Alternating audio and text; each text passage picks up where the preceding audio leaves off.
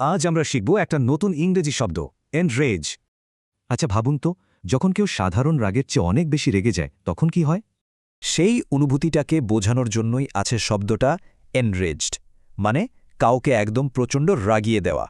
মনে রাখতে হবে, এনরেজ কিন্তু একটা কাজ বা ভার্ব। এটা এমন কিছু যা অন্যকে প্রচণ্ড রাগিয়ে দেয়।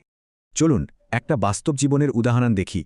ধরুন, অফিসে কোনো ঘোষণা ছাড়াই কর্মীদের সুবিধা কমিয়ে দেয়া হলো। এই হুট করে নেয়া সিদ্ধান্তটাই কর্মীদেরকে এনরেজ করেছিল, মানে তারা ভীষণ রেগে গিয়েছিল। রাজনীতির ক্ষেত্রেও এই শব্দটা প্রায়ই শোনা যায়। যেমন ধরুন এই বাক্যটা, এখানে নেতার দায়িত্বজ্ঞানহীন কথা শুনে সাধারণ মানুষ প্রচণ্ড রেগে যায়, মানে এনরেজড হয়ে যায়।